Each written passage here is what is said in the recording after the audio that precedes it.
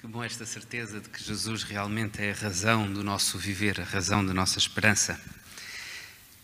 Antes de mais, gostaria de dar uma boa noite àqueles que nos assistem através da internet, mas também àqueles que ainda não tive a oportunidade de cumprimentar nesta noite.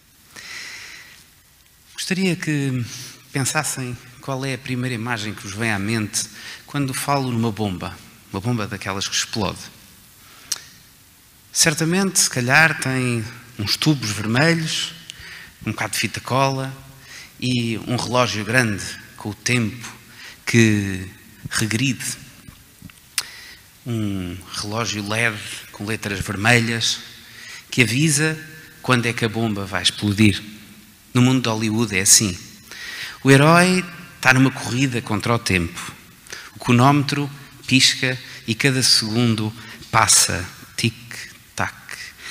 E ele tem que fazer alguma coisa antes que o relógio chegue ao zero. Na vida real é um pouco diferente. Mas nós também estamos numa corrida contra o tempo. Mas não temos um cronómetro LED para nos dizer quanto tempo falta para a explosão da bomba. O inimigo disfarça-se, oculta-se e quando menos se espera, pode ser tarde demais. E é assim, o tempo pode ser nosso amigo, como pode ser nosso inimigo. Depende sempre da perspectiva, depende sempre do lado em que estamos. Mas convido então agora que possamos abrir as nossas Bíblias e vermos um bocadinho sobre o início do tempo desta terra. Em Gênesis capítulo 1, versículo 1 a 5. Gênesis 1, 1 a 5. No princípio, criou Deus os céus e a terra. A terra era sem forma e vazia, e havia trevas sobre a face do abismo. E o Espírito de Deus se movia sobre a face das águas. E disse Deus, haja luz, e houve luz. E viu Deus que a luz era boa, e fez Deus a separação entre a luz e as trevas. Deus chamou à luz dia, e às trevas chamou de noite. Foi a tarde e a manhã, o primeiro dia. Há aqui claramente um ambiente distante da presença de Deus no início. O texto fala-nos vazia, sem forma, trevas, escuridão, abismo. Isto são tudo características de algo que está completamente ao oposto daquilo que pensamos que é o nosso Deus. Um contraste com o próprio Deus. Mas quando Deus começa a falar e ordena que coisas aconteçam, esse caos, esse vazio, essas trevas começam a transformar-se. E depois aparece aqui então a primeira noção de tempo da história humana. A manhã e a tarde do primeiro dia. Deus, ao longo da criação, revela-se gradualmente, a cada momento. Deus disse, esta é a primeira manhã, a primeira tarde, o primeiro dia. Depois, a segunda tarde, a segunda manhã, o segundo dia e por assim adiante. No meio de Deus temos a ausência, o vazio, a escuridão, o abismo. Mas gradualmente, à medida que o Deus se revela através da criação, temos uma metamorfose contrastante com tudo aquilo que ali existia. Deixamos de ter vazio, passamos a ter matéria. Deixamos de ter trevas e passamos a ter luz. Deixamos de ter abismo e começam a existir as condições para a existência da vida humana. Mesmo na criação vemos este propósito de Deus a ser revelado e que com o tempo vai transformando aquilo que é negativo e que é positivo. Isto ocorre ao longo do tempo. Ao revelar-se, Deus transforma algo mau, algo ruim, em algo de extremamente bom. Aos poucos, o Senhor revela também na própria criação do homem e na sua relação, dando-lhes a possibilidade de escolher.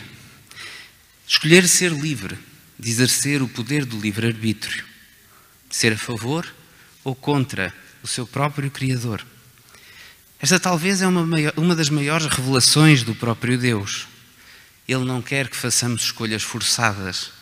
Ele deixa-nos completamente livres para fazermos as nossas escolhas, mesmo se elas forem erradas. Infelizmente sabemos qual foi a escolha de Adão. Não foi a correta. Essa má escolha aconteceu porque Adão decidiu escolher o caminho fora de Deus. E por isso ele não podia mais permanecer na presença de Deus. Mas é interessante que ocorre aqui quase um quiasma. Tínhamos o vazio, a escuridão, a presença de Deus e a voz de Deus, a ordem de Deus muda tudo isto, transforma e cria um mundo perfeito. E pela decisão do homem, Deus afasta-se e voltamos a começar a ter uma natureza que se começa a desmoronar aos poucos. Mas isto não é o fim, como sabemos. Isto é uma relação de causa e efeito. Sem Deus, o homem é privado da glória do seu próprio Criador. Sem Deus, o resultado é da morte. Mas Adão não morreu imediatamente. Passou um dia, passaram 2 dias, e o Espírito de Deus, apesar de tudo, não podia estar mais da mesma maneira com Adão. No entanto, Deus continua a revelar-se a cada dia, através da própria criação. Revela-se a Adão e revela-se a toda a sua descendência.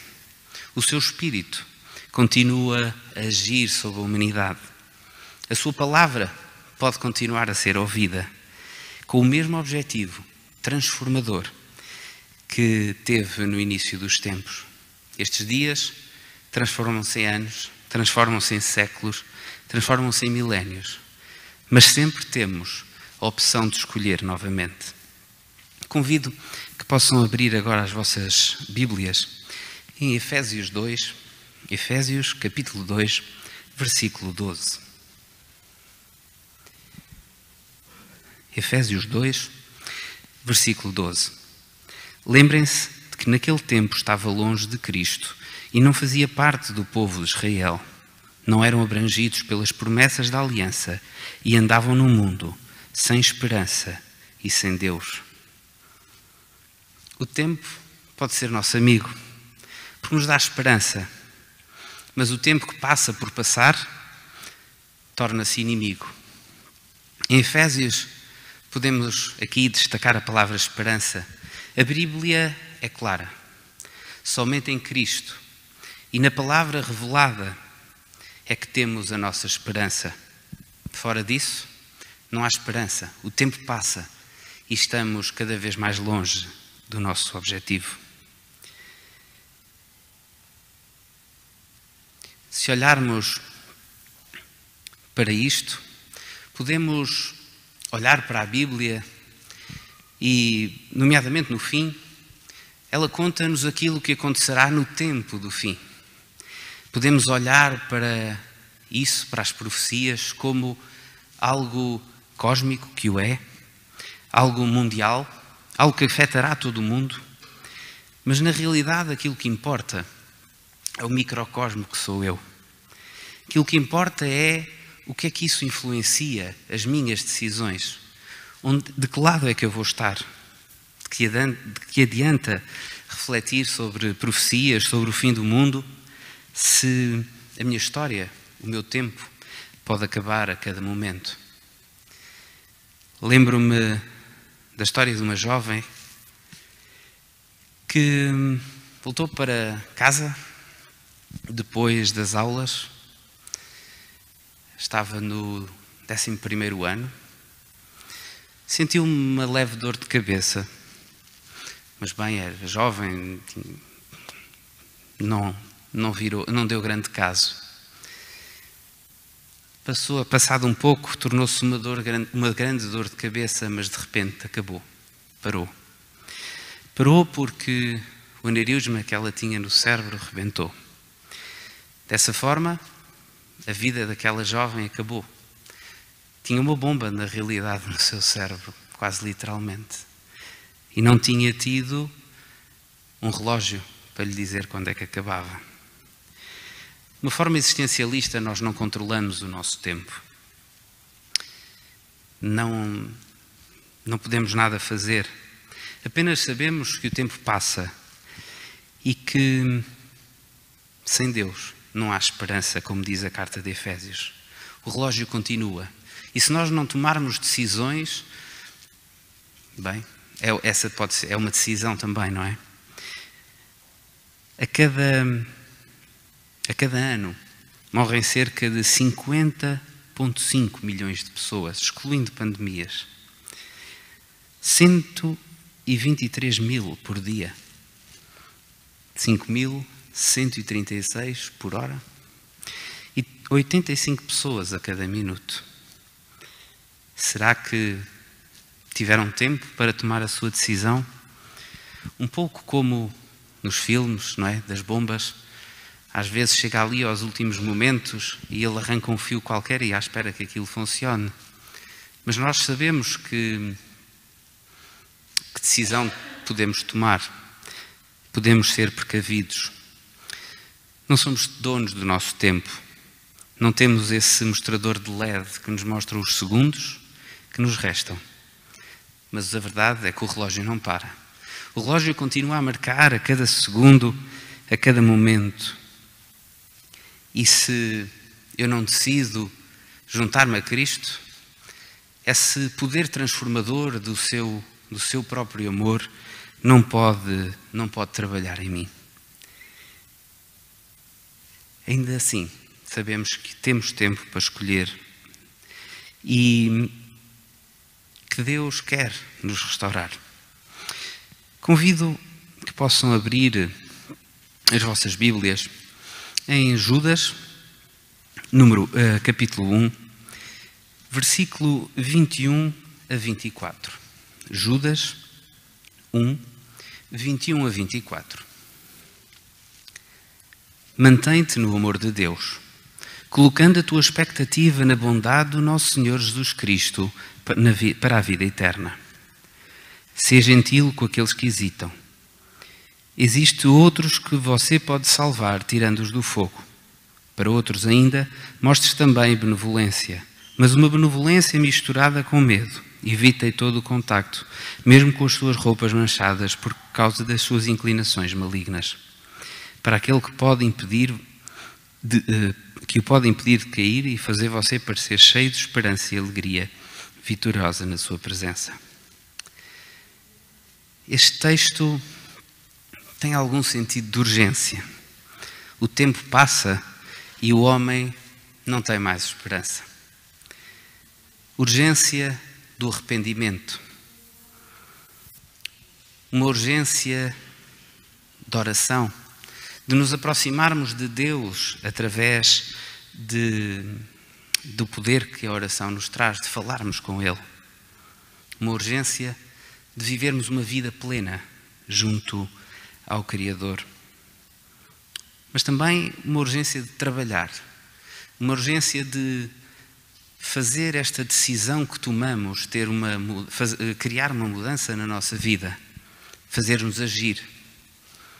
E uma urgência, como dizia aqui Judas, uma urgência de ensinar aos outros, uma urgência de partilhar este amor e esta urgência de decidirmos em que lado queremos ficar.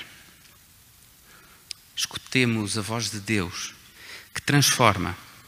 Arrependamo-nos, vivamos e oremos, trabalhemos e ensinemos com paixão, dando tempo e espaço para que Deus possa fazer o seu trabalho criativo e transformador na vida de cada um de nós.